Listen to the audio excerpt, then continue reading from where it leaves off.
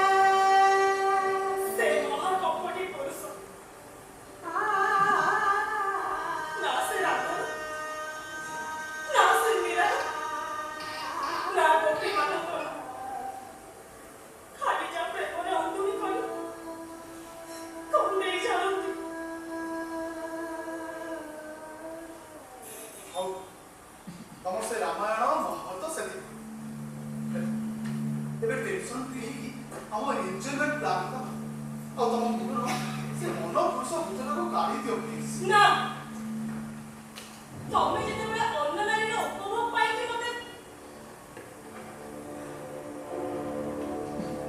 ତମେ ଯେତେବେଳେ ଅନ୍ୟ ନାରୀ ପାଇଁ ଉପଭୋଗ କରିକି ଯେ ସବୁକୁ ଏତେ ପାଗଳ ହେଇଯାଉଛ ମୁଁ କଣ ମନ ପୁରୁଷଟେ ପାଇବା ପାଇଁ ଇଚ୍ଛା କରିବା ମୋର ଭୁଲ?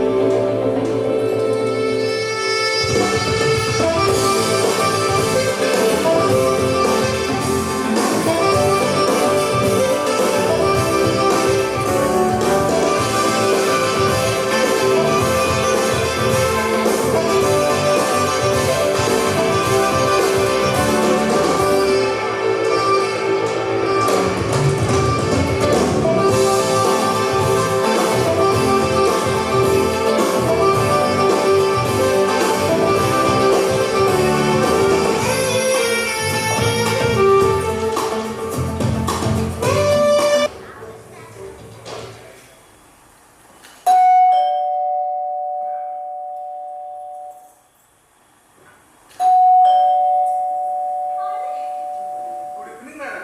ଆରେ ରବି ବାବୁ ନମସ୍କାର। ଆସନ୍ତୁ ଆସନ୍ତୁ ଭିତରକୁ ଆସନ୍ତୁ। ଏଇ ଟିଫିନ୍ ବକ୍ସଟା ଏକ୍ସଚେଞ୍ଜ ହେଇଯିବ ତ ଫେରିବା ପାଇଁ ଆସିଥିଲି। ଚା ନା କଫି? ନାଇଁ ନାଇଁ ସେସବୁ କିଛି ଦରକାର ନାହିଁ। ସୁବ୍ରତ କୁଆଡ଼େ ଗଲା କି? ଏକା ସାଙ୍ଗରେ ବାହାରିଲୁ ତ? ଏଇ ଏବେ ଆସିଥିଲେ। ଫୋନ କଲରେ କହୁଥିଲେ କଣ ଇମ୍ପୋର୍ଟାଣ୍ଟ ଡିସ୍କସନ କରୁଛନ୍ତି ସାଙ୍ଗମାନଙ୍କ ସହିତ। ଆରେ ସେ ଡିସ୍କସନରେ ମୁଁ ବି ଥିଲି। ଅନ୍ୟମନସ୍କ ହୋଇ ସୁବ୍ରତଙ୍କ ଟିଫିନ୍ ବକ୍ସଟା ନେଇଯାଇଛି। ସେଥିପାଇଁ ଫେରିବା ପାଇଁ ଆସିଥିଲି। ନହେଲେ ପୁଣି ଆପଣଙ୍କୁ କାଲି ଟିଫିନ୍ ପ୍ୟାକ୍ କରିବା ପାଇଁ ହଇରାଣ ହେବାକୁ ପଡ଼ିଥାନ୍ତା। ହଁ ଏମିତିଆ ପ୍ଲାନିଂ ଆଉ ଡିସ୍କସନରେ ଅନ୍ୟମନସ୍କ ହୋଇ ଲଞ୍ଚ ବକ୍ସ ସଦା ଦେବାର ସ୍ୱାଭାବିକ।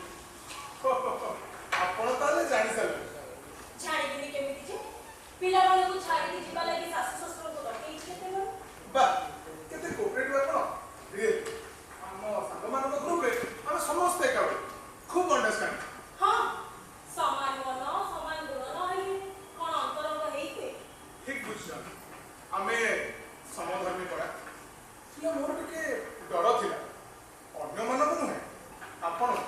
ମୁଁ କାଳେ ରାଜି ହେବିନି ଏଇଆ ତ? ମୋ ୱାଇଫ୍ ବି ମଝିରେ କେଁ କେଁ ହୁଏ। ହେଲେ ମୁଁ ତାକୁ ବୁଝେଇଦେଲି ଏ ମଡର୍ଣ୍ଣ ସୋସାଇଟିରେ ଇଏ ଗୋଟେ ନୂଆ ପ୍ରକାର ଏକ୍ସପେରିମେଣ୍ଟ। ବୁଝୁଛି ଯେ ହେଲେ ଆଉ ଅନ୍ୟ କିଛି ଏକ୍ସପେରିମେଣ୍ଟ ନାହିଁ? ଏଇ ତ ଆଉ। ଆପଣ କ'ଣ ପାଇଁ ସାମାନ୍ୟ କଥାଟାକୁ ମଜାରେ ମଜାରେ ନଉନାହାନ୍ତି କହିଲେ? ଶୁଣନ୍ତୁ ପିଲାବେଳେ ବହୁ ଚୋରି କରି ନେଇ ନା ହଁ ସତର କ'ଣ କିଏ ଆପଣଙ୍କୁ ଚୋରି କରି ନେଇଯାଇଛି? ନା ଛୋଟବେଳେ ପିଲାବେଳେ ଆପଣ ବାଲିଘର ଖେଳିନାହାନ୍ତି? ନା କୋଉ କଣ୍ଢେଇ ବାହାଘର କରିନାହାନ୍ତି? ନା କୋଉ ପୁରୁଷ ବନ୍ଧୁ ସହିତ ନାଟକର ଅଭିନୟ କରିନାହାନ୍ତି? ଇଏ ବି ଏକ ପ୍ରକାର ଖେଳ। ଆମମାନଙ୍କ ସହିତ ଆଉ କେହି ବି ଜାଣିପାରିବେ ନାହିଁ। କେତେବେଳେ ଆସିବୁ? ତ ବର୍ଷ ଛାଡ଼ି ଆସିଥିଲୁ। ଚା କଫି ସବୁ ମନା। ଆଚ୍ଛା ରବି, ତୁ ଆଜିକାଲି ଆଫ୍ରିକାରେ ବସିଲା ଭଳିଆ ହଉଛୁ। ଆରେ ତୋ ଲଞ୍ଚ ବକ୍ସଟା ଜାଣିପାରୁନୁ, ମୋ ଲଞ୍ଚ ବକ୍ସ ଉଠେଇ ଆଣୁଛୁ। କାଇଁ ତୁ ବି ତ ଜାଣିପାରିଲୁନୁ? ହଁ ଏମିତି ହୁଏ। ରାତିକ ପାଇଁ ଯେତେବେଳେ ୱାଇଫ୍ ଏକ୍ସଚେଞ୍ଜ ହେଇପାରୁଛି ଲଞ୍ଚ ବକ୍ସଟା ବହୁତ ବଡ଼ କଥା ଯେ। ଫାଣ୍ଟାଷ୍ଟିକ୍। କାହିଁକି?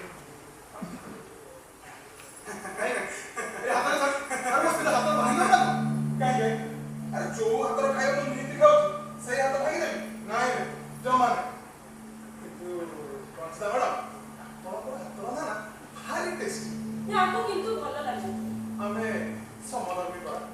ମୋ ୱାଇଫ୍ ତ ଖାଇବା କେବଳ ଭଲ ଲାଗେ। ସେଥିପାଇଁ ତାର ମୋର ଏକ୍ସଚେଞ୍ଜ କରି ଖାଉ। ଆଉ ଏ ମଧ୍ୟମ ବୟସରେ ସମାନ ଟେଷ୍ଟ ବି ଭଲ ଲାଗେ। ବୟସ ସହିତ ଟେଷ୍ଟ ବି ଭଲ ଲାଗେ। ଆଉ ବହୁତ ପ୍ରବଚନ ଦେବି। ରାତି ଆସି 10ଟା ବାଜିଲାଣି, ଘରକୁ ଯିବୁନି କି? ହାଇ ସୋସାଇଟିରେ ରାତି 10ଟା ହେଉଛି ସନ୍ଧ୍ୟା ସମୟ। ହାତ ଡେରି ହେଇନି। ଦେଖୁ ସୁବ୍ରତ, କେତେ ବ୍ରଡ୍ ମେଣ୍ଟାଲିଟି। ତୋ ଭାଗ୍ୟ ଭଲ ଏମିତିକା ପତିର ପତି ହେଇଛି ହେଲା। ଆଉ ଏତେ ଆଉ ଭଲ ଟେକି ଟାକି କହନା। ତ ସ୍ତ୍ରୀ ସେପଟେ ନ ଖାଇକି ତତେ ଅପେକ୍ଷା କରି ବସିଥିବ। ସୁଧିଆ ବେଳକୁ ପେଟରେ ଯାଏ ଠିଆ ହେଇଛି କତ ବା କାଲି ଯାଇ ଭୋକ ହବନି। ଆଚ୍ଛା କୋଲ୍ଡ ଡ୍ରିଙ୍କସ୍ କି ଆଇସ୍କ୍ରିମ୍ ଆଣିବି? ନାଇଁ ମୋର କିଛି ଦରକାର ନାହିଁ। ରବି ପାଇଁ ଆଣୁଛ ଆଣ, ସେ ଆଇସ୍କ୍ରିମ୍ ମୋତେ।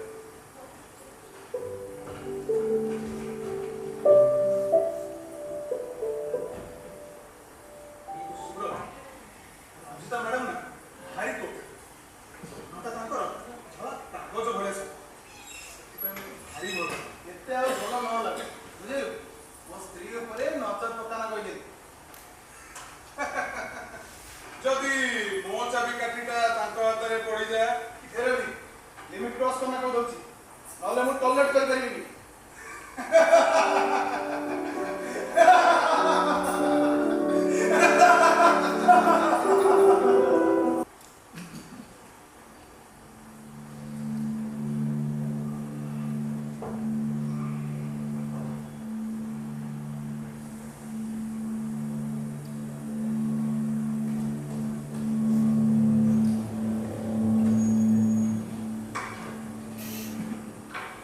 କଣ ହେଇଛି? ନ ଶୋଇକି ଏମିତି ଆସି ବସିଛ? ନିଦ କଣ ଟେନସନ୍ ଅଛି? କଣ ଭାବୁଛ? ଭାବୁଛି ଷଷ୍ଠଙ୍କ ସହିତ ସୃଷ୍ଟିର ନିର୍ଦ୍ଦେଶ ଯାହା ଅନନ୍ତ କାଳରୁ ପଡ଼ି ଆସିଛି। ଜିତା, ତମେ ଟିକେ ସେ ପାଗଳାମି ଅଛ। ମନର କଥାଟା ଖୋଲିକି ଯଦି କହିଲେ ପାଗଳାମି ହୁଏ, ତେବେ ସୁସ୍ଥ ମସ୍ତିଷ୍କର ସଂଜ୍ଞା କ'ଣ ଛୋଟ? ଦେଖ ରଞ୍ଜିତା, ତମ ସେ ଫିଲୋସଫି ବନ୍ଦ କର। ଆରେ କାହାରି ସ୍ତ୍ରୀ ତମ ଭଳି ହଉନାହାନ୍ତି। ଏମିତି ନେଗେଟିଭ୍ ଚିନ୍ତାଧାରା କାହାରି ବି ନାହିଁ। ବାଃ ବାସ୍ ଶୁଭ୍ର, ଗୋଟିଏ ଛାତ ତଳେ 10 ବର୍ଷ ମୋ ସହିତ ରହିବା ପରେ ତମେ ମୋ ମନକୁ ଜାଣିପାରିଲନି। ଅଥଚ ତମ ବନ୍ଧୁମାନେ କ'ଣ ଭାବୁଛନ୍ତି, ତାଙ୍କ ପତିମାନଙ୍କର କ'ଣ ଚିନ୍ତାଧାରା, ସେସବୁ ତ ବେଶ ହରେଇ ଦଉଛ। ତମ ମନ ଖୁବ୍ ସଂକୀର୍ଣ୍ଣ ରଞ୍ଜିତା। ନିଶ୍ଚୟ ତମ ଭଳି ବିଶାଳ ହୃଦୟ ଭଗବାନ ମୋତେ ଦେଇନାହାନ୍ତି ଶୁଭ୍ର, ଯିଏ ଅନ୍ୟ ନାରୀକୁ ଉପଭୋଗ କରିବା ପାଇଁ ଯେ ନିଜ ସ୍ତ୍ରୀକୁ ଯୌନ ସ୍ୱାଧୀନତା ଦେଇପାରେ, ତା ଭଳି ମହାନ କିଏ ଅଛି? ଯୋଉ ସ୍ତ୍ରୀ ନିଜ ପାଇଁ ମହାପୁରୁଷ ଖୋଜି ହଉଛି, ତାକୁ ମୁଁ ବା ଯୌନ ସ୍ୱାଧୀନତା କଣ ବା ଦେବି? କାଇଁ ତମ ଚାପି ଅଦଳବଦଳ ରୋମାଞ୍ଚକ ପ୍ଲାନ୍ ଆଗରୁ ଆମ ଭିତରେ ତ କିଛି ବି ଦ୍ୱନ୍ଦ୍ୱ ନଥିଲା। ଆମ ସଂସାର ଖୁବ୍ ଖୁସିରେ ଖୁସିରେ ଚାଲିଥିଲା। ଏ ସବୁ ଗଣ୍ଡଗୋଳ ଆରମ୍ଭ କରିଛ ତମେ। ତମକୁ ମତେ ପୁରୁଷର ସେ ମୋ ଉପରେ ପଡ଼ି କେବେ କେବେ ଭାବି ବି ନଥିଲି। ତା ଏବେ ବି ଭାବିବା ଦରକାର ନାହିଁ। ଆରେ ସମ୍ଭୋଗ ପାଇଁ ଲୋକମାନେ ପ୍ରସ୍ତୁତି ପାଖକୁ ଯାଉଛନ୍ତି। ତମେ ଯାଅ ମୋର ଆପତ୍ତି ନାହିଁ। ଶୁଣ କାହିଁକି? ସେଥିରେ ଡିଜିଜ୍ର ଭୟ ଅଛି, ନିନ୍ଦା ଅପବାଦ ବି ଅଛି। ଆମେ ଯୋଉଟା ପ୍ଲାନ୍ କରୁଛୁ ସେ ଟୋଟାଲି ସେଫ୍। ଅଥବା ଆମେ ଚାରିଜଣ ବନ୍ଧୁ ନିଜ ପରସ୍ପର ଭାବରେ ଭଲ ଭାବେ ଜାଣିଛୁ। ଉତ୍ତମ ବୁଝାମଣା ବି ଆମ ଭିତରେ ଅଛି। ଯଦି ଦେହର ଭୋଗକୁ ବାଦ ଦେଇ ମନର ଭୋଗକୁ ଗୁରୁତ୍ୱ ଦିଆଯାଏ, ଓ ମନ ମନ ମନ, ଏଠି ମନର ପ୍ରଶ୍ନ ଆସୁଛି କୋଉଠୁ? ମୁଁ ଜାଣେ ସରଳ କଥାକୁ ଜଟିଳ କରିବା ତମ ଭିତରେ ଅଭ୍ୟାସ ହେଇଗଲା। ତମେ ଭୁଲ ବୁଝିଛ ଶୁଭ୍ର। ମୁଁ ଜଟିଳ କଥାକୁ ସରଳ କରିବାକୁ ଚାହେଁ। କଣଟା ସରଳ କରିବ ତୁମେ? এই ଏନ୍ଜୟମେଣ୍ଟଟା ଗୋଟେ ଜଟିଳ କଥା। ବୈବାହିକ ଜୀବନ ଏକ ପବିତ୍ର ରଜ୍ଜୁରେ ଆବଦ୍ଧ ଥାଏ।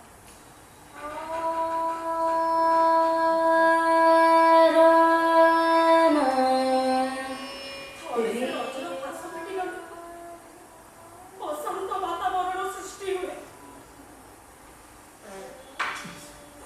ହଉ, ତମ ଭାଷଣ ସେତିକି ବନ୍ଦ କର। ମୁଁ ଜାଣିଛି ମୋ ସୁଖ ତମେ କେବେ ବି ଚାହ। ତମ ସୁଖ ପାଇଁ ତ ମୁଁ ରାଜି ହେବି, କିନ୍ତୁ ଗୋଟେ ରାତି ବନ୍ଧୁ ପତ୍ନୀକୁ ଉପଭୋଗ କଲା ପରେ ତମକୁ ଏତେ କ'ଣ ତୃପ୍ତି ମିଳିବ ଯେ ତମେ ଆଉ କେବେ ବି ଚାହିଁବନି? ସତରେ ସତରେ କ'ଣ ତମ କାମନାର ବିନାଶ ଘଟିବ? ବୁଝୁନ କାହିଁକି? ଆରେ ଆକୁ ଗୋଟେ ରାତିରେ ଖେଳ ବୋଲି ଭାବୁନ ନାହିଁ। ଯେଉଁ ଖେଳର ଅନ୍ୟ ନାମ ସ୍ଖଳନ, ଯେଉଁ ଫିଲ୍ଡକୁ ତମେ ଯାଉଛ ସେଇଟା ବାସ୍ତବିକ ଖେଳ ଭଳିଆ ନୁହେଁ ଶୁଭ୍ର। ଶିଉଳି ଲଗା ବିସ୍ତୃତ ଚଟାଣ, ଖସି ଯିବାର ଚାନ୍ସ 100% ଅଛି। ଆଉ ମୁଁ ଜାଣିଛି ମୋ ମୁଣ୍ଡଟାକୁ ନ ଖାଇ ତମେ ଛାଡ଼ିବନି। ଆରେ ଏନ୍ଜୟମେଣ୍ଟ ବୋଲି କିଛି ଅଛି ନା ନାହିଁ? ସେଇ ଗତାନୁଗତିକତା ଭିତରେ ଜୀବନଟା ଗୋଟେ ଏମିତି ସରିଯିବ, କିଛି ନୂଆ ଥ୍ରିଲ୍, ନୂଆ ରୋମାନ୍ସ। ଜାଣି ଏକା ପ୍ରକାର ଲାଇଫଷ୍ଟାଇଲ ତମକୁ ପସନ୍ଦ। ମନେ ରଖ ଶୁଭ୍ର, ଏଇଟା ଆରମ୍ଭ ମାତ୍ର। ଥରେ ବ୍ୟତିକ୍ରମ ଘଟିଲେ ବାରମ୍ବାର ଘଟିବା ଅସମ୍ଭବ ନୁହେଁ। ଶେଷରେ ଏମିତି ପରିସ୍ଥିତି ଆସିଯିବ ଯେ ସୁଧାରିବାକୁ ମୁସ୍କିଲ ହେଇଯିବ।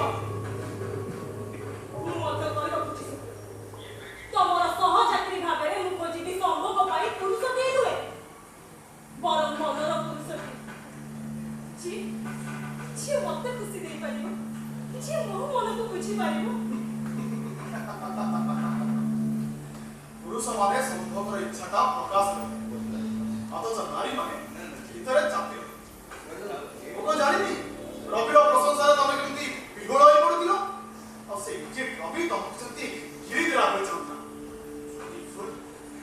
ସେ ପାନରେ ତମ ହାତ ଛାଡୁନଥିଲା। ହେଇପାରେ ତାଙ୍କର ମୋ ପ୍ରତି ଦୁର୍ବଳତା ଥିବ। ଆଜିକାର ମଡର୍ଣ୍ଣ ସୋସାଇଟିରେ କୋଉ ବଡ କଥା ଯେ। ଆଚ୍ଛା ଶୁଭ୍ର, ଯଦି ମୋ ହାତକୁ ରବିଙ୍କ ଗାଡି ଚାବିଟା ଆସିଛି, ସେମିତି କୁହନି। ଆଉ କାହାର ଚାବି ପଛା ଆସୁ, ସେ ରବିର ନ ଆସୁ, ସେ ତମକୁ ମିଠା ମିଠା କଥା କହି ଫସେଇବାକୁ ଚେଷ୍ଟା କରିବ। ଖାଲି ଗୋଟିଏ ରାତି ନୁହଁ, ତମକୁ ସବୁ ରାତି ପାଇଁ ସେ ଚାହିଁବ। ଆଉ ସେ ଯଦି ମୋ ମନ ପୁରୁଷ ପାଲଟି ଯାଆନ୍ତି, ମୋର ଆପତ୍ତି ନାହିଁ।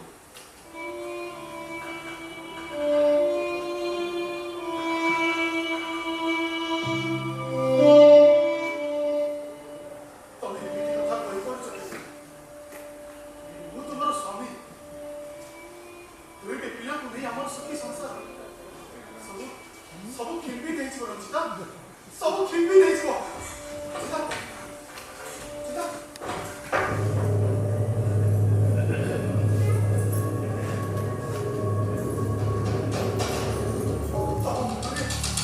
ଏମିତି ଖବର ଆସିଲା କେମିତି? ମୁଁ ତ ମୁଣ୍ଡ ବୁଲେଇ ଯାଉଛି, ମୁଣ୍ଡ ଭିତରେ ଏମିତି ଗଳଗଳ ହେଇଯାଉଛି। ତମ ଉପରୁ ମୁଁ ଭରସା ତୁଟିବାକୁ ଲାଗୁଛି।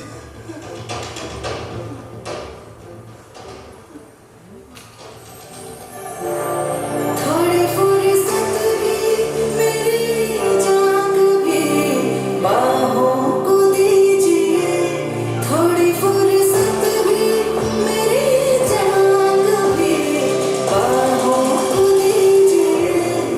आज की रात मजा उसका आँखों से लीजिए, आज की रात मजा उसका आँखों से लीजिए। वक्त वाली बात रंगीन रात की बातों में कीजिए, वक्त वाली बात रंगीन रात की बातों में कीजिए। आज की रात मजा उसका आँखों से लीजिए, आज की रात मजा उसका आँखों से लीजिए।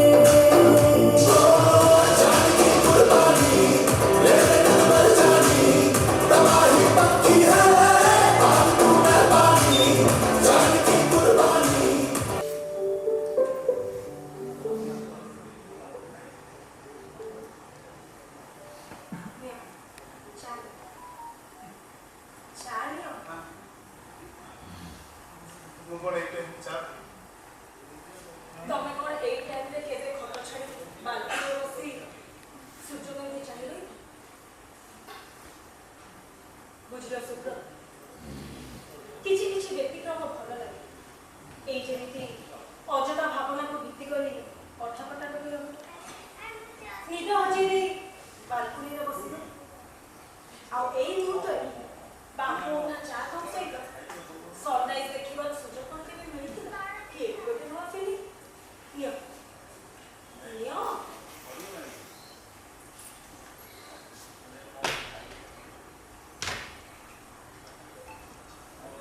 ସୂର୍ଯ୍ୟ ଗାଁରେ ଚାହିଁଲେ କଣ ଭାବୁଛ? ଭାବୁଛ ନା ସୂର୍ଯ୍ୟ କେମିତି ନୂଆ ଲାଗୁଛନ୍ତି? ସୂର୍ଯ୍ୟ କାହିଁକି ନୁହଁ, ସେ ତ ସବୁଦିନ ତାଙ୍କଠାରେ ବ୍ୟତିକ୍ରମ କେବେ ଦେଖିଛୁ? ମଣିଷ ପ୍ରକୃତି ଭିତରେ ଅନେକ ଥାଏ।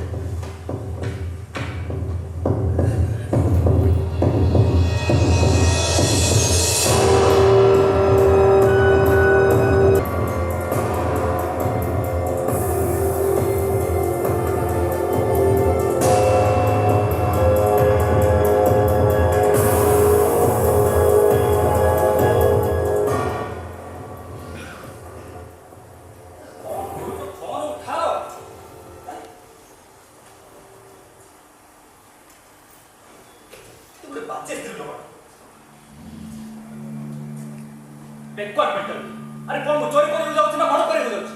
ହେଁ ଛି ଛି ମୋ ସ୍ତ୍ରୀର ଗୁଣ ଏମିତି କହିପାରିବି କାହା ପାଖରେ? ମୋ ସାଙ୍ଗମାନଙ୍କୁ ମୁଁ କଣ ଜବାବ ଦେବି? କଣ ଭାବିବି ମୋ ସାଙ୍ଗମାନେ? ଛି ଏତେ କଞ୍ଜର ବ୍ୟକ୍ତି ଠିକ ମୋ ଜୀବନ।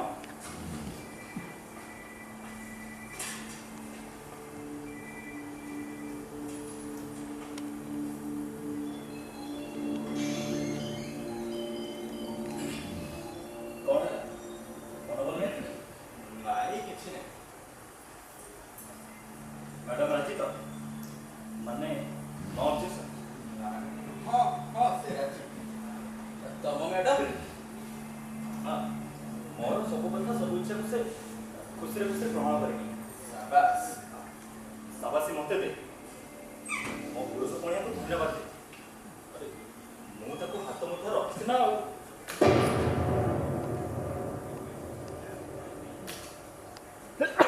ତୋ କାନରେ କଣ ହେଇଛି? ବ୍ୟାଣ୍ଡେଜ ଲଗେଇଛୁ? ଅନ୍ୟ ମନସ୍କ ଚାକିରି କରୁଥିଲି ତ କଟିଗଲା। ଆଉ ସେ ଦିଟା କୁଆଡ଼େ ଗଲେ? ଏ ଆଇଟା What is? ଏମିତି ଉଦାସ ହେଇକି ଯାଇଛି ତ ଟିଫିନ୍ ବକ୍ସ କାହିଁକି ରହିଛ? ଆଣିଲେ କି? କଥା କଣ କି? ମୋ ଟିଫିନ୍ ବକ୍ସଟା ୱାଇଫର ଗାଡ଼ିରେ ରହିଯାଇଛି ଭୁଲରେ। ଆଉ ମୋ ଖାଇବାଟା ତାଙ୍କ ଅଫିସକୁ ପଳେଇଛି ଆଉ। ତ ମୋ ୱାଇଫ୍ ଆଜି କିଏ ପାଇ ଘରେ ଆମେ 2 ଜଣ ତ ମୁଁ ତାକୁ ମନା କରିଦେଇଛି। ଏଇଠି ପିଓ ହାତରେ ମଗେଇ ଦେଇଛି ଖାଇଦେବି ଆଉ। ଠିକ୍ ଅଛି। ए सुब्रत कौन की बात क्या है नाराज क्यों? Stop it.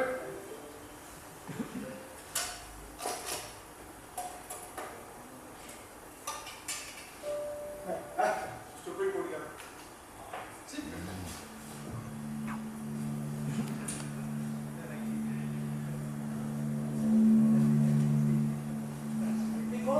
କଣ ହେଲା? ଏମିତି ତ କେବେ ହୁଏନି। ହଁ ବ୍ୟତିକ୍ରମ ମଝିରେ ମଝିରେ ଟିକିଏ ବ୍ୟତିକ୍ରମ ଭଲ ଲାଗେ। ବ୍ୟତିକ୍ରମ ନା ମହାଭାରତ? ମହାଭାରତ।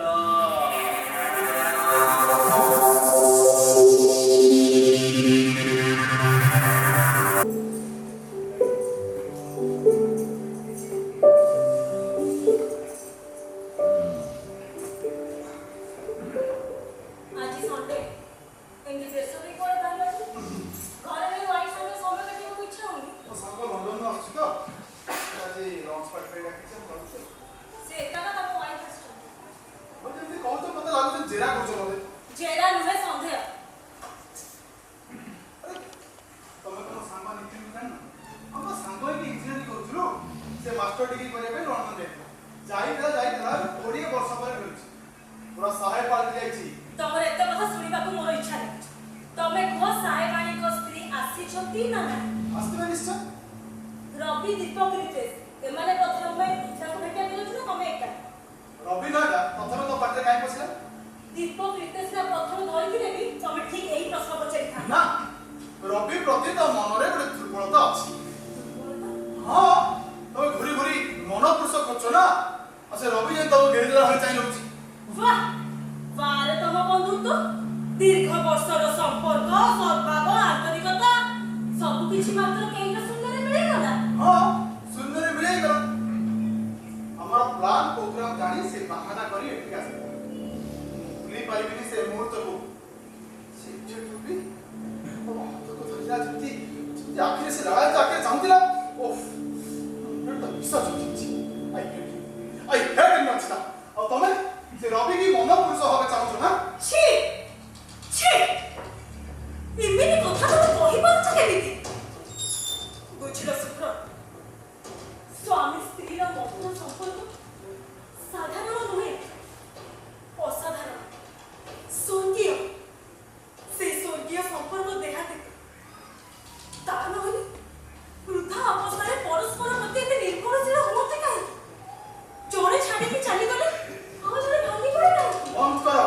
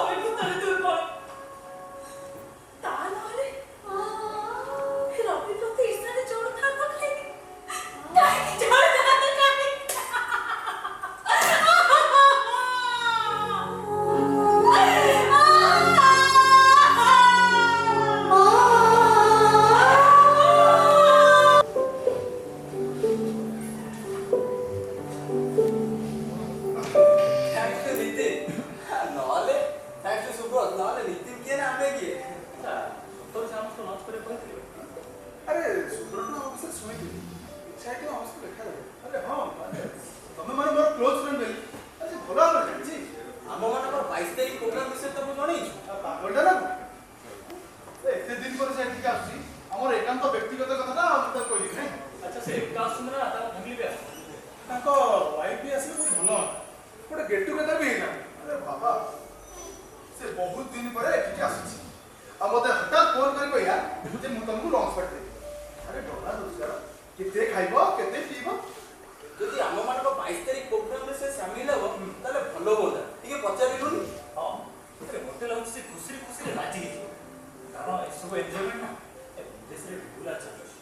ଆରେ ସାଙ୍ଗ ଆହୁରି ପୁରା 7 ଦିନ ଅଛି। ଖାଇଲା ବେଳେ କଥାଟା ପକେଇଦେଲେ ହବନି? ମତେ ଲାଗୁଛି ସେ ଖୁସିରେ ଖୁସିରେ ଆମ ସହିତ ସାମିଲ ହେଇଯିବ। ଛାଡ଼ ଛାଡ଼ ଛାଡ଼ କ'ଣ ମଗେଇବା କୋଲ୍ଡ ଡ୍ରିଙ୍କ୍ ସାଙ୍ଗରେ କ'ଣ ମଗେଇବା? ପନିର ପକୋଡ଼ା ଗୋଟେ ଲୋକ କହିବେ ଜୟ ଜଗନ୍ନାଥ। अरे Nitin after a long time yeah I'm so happy Deepak feeling so proud to meet you Nitin. Robbie Super always he loves you too much Nitin Really, you are a genuine person. Nitin I cannot stop thinking about it wow looking slim and younger ବସ ବସ। ଆମେ କ'ଣ ବସିବୁ ତୁ ଏତେ ବାଟ ଆଜି ଥକି ପଡ଼ିଛୁ ତୁ ବସିବୁ ନା ମୁଁ ବସିବି ତୁ ଆଗେ ବସିବୁ ଆଉ କ'ଣ ତୁ ହାଲଚାଲ ଆରେ ଭାଇ ଆମେ ସବୁ ଓଡ଼ିଶା ବାହାରେ ରହିଲେ ବି ଆମେ ସବୁ ଓଡ଼ିଆ ଅଥଚ ଓଡ଼ିଆରେ କଥା ନ ଇଂରେଜୀରେ କଥା ହେବା କ'ଣ ଦରକାର? ଏଇ ଦେଖ ଆରେ ତତେ କମ୍ଫର୍ଟେବଲ ହବ ବୋଲି ଆମେ ଇଂଲିଶରେ କଥା ହଉଛୁ ପ୍ଲସ୍ ଆମେ ଓଡ଼ିଆରେ କଥା ହଉ ନା ଆଚ୍ଛା ନିତିନ ଆମେ ତମକୁ ଅପେକ୍ଷା କରି କରି ଆମେ କିଛି ଅର୍ଡର କରୁ କୁହ ତମର କ'ଣ ପସନ୍ଦ? ତ କ'ଣ କରିବା prawn chicken mutton whiskey scotch କ୍ଷମା କରିବି ମୁଁ ପିଏ ଆଉ ଏଇ ବହୁ ବର୍ଷ ହବ ଆଇଁଷ ଛାଡ଼ି ସାରିଲି। ତମେ ମାନେ ଯାହା ଖାଉଛ ଖାଅ ଯାହା ପିଉଛ ପିଅ ଆଉ ହଁ ଯେମିତି ଆଜିର ଦିନଟା ଆମ ପାଇଁ ମେମୋରେବଲ ହବା ଦରକାର। ସତ କହୁଛୁ ତୁ ଆଇଁଷ ଛାଡ଼ି ଦେଇଛୁ ମଦ ହିଁ ପିଉନୁ ସାଙ୍ଗ ଆମେ କଲେଜରେ ପଢିଲା ବେଳେ ମାଲ ପିଇକି ମାନେ ରାସ୍ତାରେ ଗଳି ଯାଉଥିଲୁ ଆବେ ତୁ ପୁଣି ଚଣ୍ଡାଶୋକରୁ ଧର୍ମାଶୋକରେ କାହିଁ ପରିଣତ ହେଇଗଲୁ ଲଣ୍ଡନ ଗଲା ବେଳେ ବା ବୋଉ ମୁଣ୍ଡ ଛୁଆଇଁ ନିୟମ କରାଇଥିଲା ମଦ ନ ପିଇବାକୁ। ଏଇ ଟିକେ ଟିକେ ପିଇଲେ କ୍ଷତି କ'ଣ? ବହୁତ ପାଇଁ କହିଲା ବେଳେ ହଁ ବୋଉ କହିଥିଲା ବିନ୍ଦୁ ବିନ୍ଦୁ ଜଳ ମିଶି ସିନ୍ଧୁ ପାଲଟିଯାଏ ଆଉ ଏ ଟିକେ ଟିକେ ମଉଜ ଏନେ ଅଭ୍ୟାସରେ ପରିଣତ ହୋଇଛି। ତାରି କଥାକୁ ସମ୍ମାନ ଦେଇ ମୁଁ ପିଏ। ଆଚ୍ଛା ଭାଇ ସାଙ୍ଗସାଥି ମନରେ ପାଟି କଲାବେଳେ ଭାରି ଅସୁବିଧା ହେଉଥିବ ତ? ସାଙ୍ଗମାନେ ବାଧ୍ୟ କରୁନାହାନ୍ତି? ନୂଆ ନୂଆ କରୁଥିଲି ହଁ ଏବେ ସବୁ ଜାଣିଗଲେ। ତାହେଲେ ନିତିନ ତୁ ଆଇଁଷ ଛାଡ଼ିଦେଲୁ ମଦ ପିଇବା ଛାଡ଼ିଦେଲୁ ମାଉସୀ ମୋତେ ବାରଣ କଲେ ନାଇଁ ନାଇଁ ଆଇଁଷ ଖାଇବାକୁ ସେ କହିଥିଲା ବରଂ ଯେତେବେଳେ ପ୍ରଥମେ ବିଦେଶରେ ରହିଲି ନିରାମିଷ ଅପେକ୍ଷା ଅଧିକ ଆଇଁଷ ଖାଇବାକୁ ପଡୁଥିଲା। କାହିଁକି କେଜାଣି ମତେ ଆଉ ଭଲ ଲାଗିଲାନି। ଧୀରେ ଧୀରେ ଛାଡ଼ିଦେଲି। ପ୍ରଥମେ ଚିକେନ ତାପରେ ମଟନ ତାପରେ ମାଛ ସବୁ ଛାଡ଼ିଦେଲି। ଆଉ ତୋର ମନ ଅଛି ସବୁ ଯେତେବେଳେ ଏନ୍ଆଇଟିରେ ପଢୁଥିଲେ ସବୁ ରବିବାର ରାଉରକେଲା ମାଛ ମାର୍କେଟରୁ ମାଛ କିଣି ନାନୀ ଘରକୁ ଯାଉଥିଲେ। ଓ ନାନୀଙ୍କ ମାଛ ହାତରନ୍ଧା ଝୋଳ କି ଟେଷ୍ଟି ଆରେ ମନରୁ ଏବେ ବି ଯାଉନି ହେ, ମାଛ ଭଲ ଲାଗେ ଯେ ହଁ। କିନ୍ତୁ ସେ ଯୋଉ ମାଛ ମାର୍କେଟର ଗନ୍ଧ ଠିକ କହିଲେ। ଆମ କଟକ ମାଛ ମାର୍କେଟର ମୁଁ ଥରେ ରାନ୍ଧି କରି ପକେଇଲା କି ବିକଟା ଗନ୍ଧ। Excess of everything is bad. ହଉ ଛାଡ଼। ଆଜି ତମେ ଆମର ହୋଷ୍ଟ ଯେତେବେଳେ ଆଜି ଆମେ ବି ତମ ସାଙ୍ଗରେ ସାଦା ଖାଇବା। No nonveg no drink nothing. ଏମିତି କେମିତି ହବ ଯେ ତମେ ମାନେ ପିଇ ପାର ବରଂ ତମେ ମାନେ ଖୁସି ହେଲେ ମତେ ଭଲ ଲାଗେ। ଆରେ ଭାଇ ଆମେ ସପ୍ତାହକୁ ଥରେ ଦୁଇ ଥର ଆମେ ଏମିତି ମୌଜ କରୁଛୁ ଆଜି ତମ ସହିତ ସାମିଲ ହେବାର ସୁଯୋଗ ମିଳିଛି ତ ଆଜି ଆମେ ତମ ପସନ୍ଦ ହଉ ନା ହଁ ଭଲ କହୁଛ ହଁ ଠିକ। ତମରି ପାଇଁ ଆମେ ସମସ୍ତେ ଆଜି ଏଠି ଏକାଠି ହେଇଛୁ। ଆଉ ତମେ ଡ୍ରେସ୍ କରିବନି ସାଦା ଖାଇବ ଆଉ ତମରି ଆଗରେ ଆମେ ସବୁ ମାନେ ନାଇଁ ଆଜି ସମସ୍ତେ ଏକା ପାନୀୟ ଆଉ ଏକା ଖାଦ୍ୟର ମଜା ନବ କାରଣ ସାଙ୍ଗମାନେ ତାହେଲେ ଆଉ ଡେରି କାହିଁକି ମୁଁ ତ ନେଇ ଆସୁଛି ଚମତ୍କାର ଏମିତି ବନ୍ଧୁତ୍ୱ ବିଦେଶରେ ମିଳେ। ସ୍ନେହ ସଦା ଆତ୍ମୀୟତାରେ ଆମ ସଂସ୍କୃତି ସ୍ୱତନ୍ତ୍ର। ଆସିଗଲା ସାଙ୍ଗ ଆସିଗଲା ଆରେ ନିତିନ ତୁ ଏକା ଆସୁଛୁ ତୋ ସହିତ ମ୍ୟାଡାମ ଆସିଛନ୍ତି ବାପା ଗଲା ପରେ ବା ବୋଉ ଆମରି ପାଖରେ ବୋଉକୁ ଏକା ଛାଡ଼ି ଆସିବ। ଆଉ ତାହେଲେ ମାଉସୀ ତୋ ପାଖରେ ନାଇଁ ଆରେ ମାଉସୀ କିଛି ଅସୁବିଧା ହୁଏ ମାନେ କିଛି ମାନେ ଭାଷାଗତ ପ୍ରୋବ୍ଲେମ ତ ହଉଥିବ ନା ହଁ ଆରେ ସେଠିକାର ତ ଚଳେଇବୁ ନା ସେଠିକାର ତ ଭଲ ହଉଥିବ ମୋ ସ୍ତ୍ରୀ ଆଉ ଝିଅର ଚେହେରା ବିଦେଶୀ ହେଲେ ବି ସେ ଖାଣ୍ଟି ଓଡ଼ିଆଣୀ ଦୁହେଁ ଭଲ ଓଡ଼ିଆ କହୁଛନ୍ତି। ସେଇଥିପାଇଁ ବୋଉର ମନ ଭାରି ଖୁସି। ଛଡ଼ା ମୋ ଝିଅ ତ କୁଆଁର ପୁନେଇ ଓଷା ଖୁଦୁରୁକୁଣୀ ଓଷା ସବୁ କରୁଛି। ଆଉ ହଁ ମୋ ବୋଉର ଯତ୍ନ ମୋଠୁ ଅଧିକା ମୋ ସ୍ତ୍ରୀ ରହୁଛି। ଆରେ ବାଃ ଧନ୍ୟ ଦିଦି ଭାରତରେ ବୃଦ୍ଧ ପିତାମାତା ପୁଅମାନେ ଚରାଶ୍ରମରେ ଛାଡ଼ି ଦେଉଛନ୍ତି ଅଥଚ ଲଣ୍ଡନରେ ସାହେବ ଆଣିବ ଶାଶୁର ଯତ୍ନ ନେଉଛି। ଆଉ ସତରେ ମତେ ବହୁତ ସୁନ୍ଦର ଲାଗିଲା। ସବୁ ସେ ଈଶ୍ୱରଙ୍କ କୃପା। ଆଚ୍ଛା ଆମର ଏଠିକା ଭଳି ସେଠି ମାନେ ଏତେ ୱାର୍କ ପ୍ରେସର ଅଛି?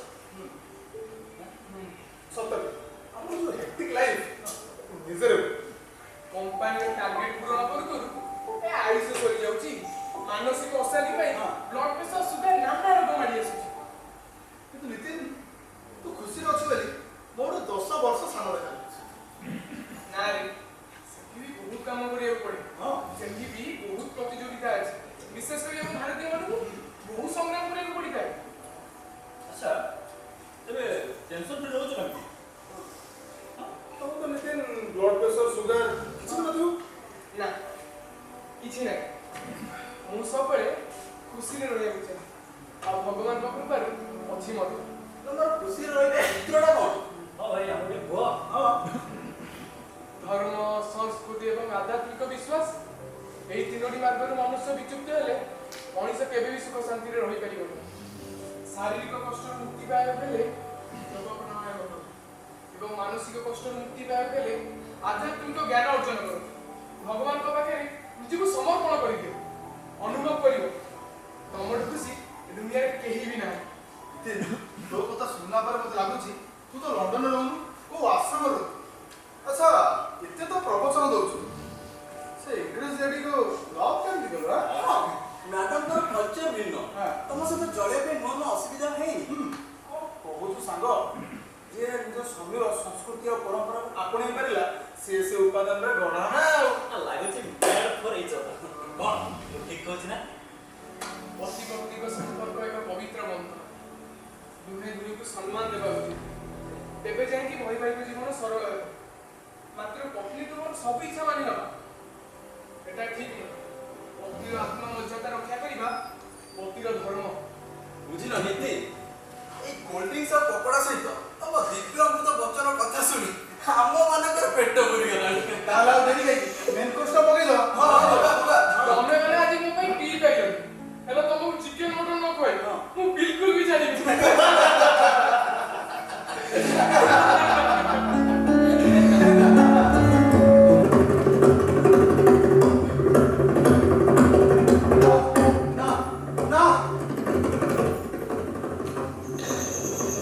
ଆକାଶର ଉଦୟମାନ ସୂର୍ଯ୍ୟକୁ ଦେଖ ସୁନ୍ଦର।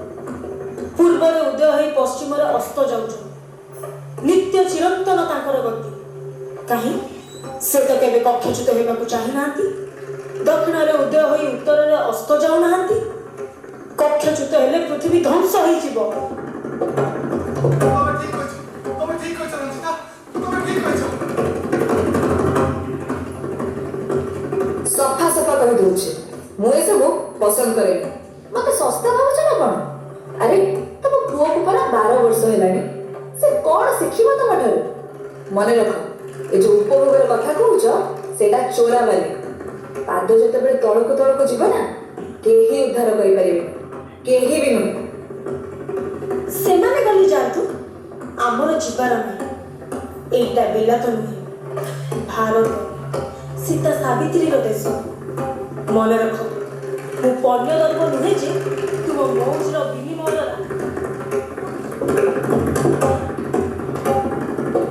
ଆମର ଯିବାର ନାହିଁ। ଏଇଟା ବିଲାତ ନୁହେଁ ଭାରତ ସୀତା ସାବିତ୍ରୀର ଦେଶ। ମନେ ରଖ ମୁଁ ପଣ୍ୟ ଦର୍ପ ନୁହେଁ ଯେ ତୁମ ମୌଜର ବିନିମୟର ରାତିକ ପାଇଁ ମୋ ଚରିତ୍ରରେ କଳଙ୍କ ଲଗେଇଦେବି। ତୁମେ ମୋର ସ୍ୱାମୀ ତୁମ କଥା ମାନିବିନି କେମିତି? ତୁମ ହଁରେ ହଁ ମିଶେଇ ଚାଲିବା ମୋର ପରା ଧର୍ମ। କିନ୍ତୁ ମୋ ବିବେକକୁ ବଳି ପକେଇ ପାରିବିନି ଦୀପ।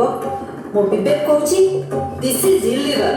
ମନେ ରଖ ଏଭଳି ଇଲିଗାଲ ପଦକ୍ଷେପ ପାଇଁ ନା ମୁଁ ତୁମକୁ କ୍ଷମା କରିପାରିବି ନା ତୁମ ବନ୍ଧୁମାନଙ୍କୁ।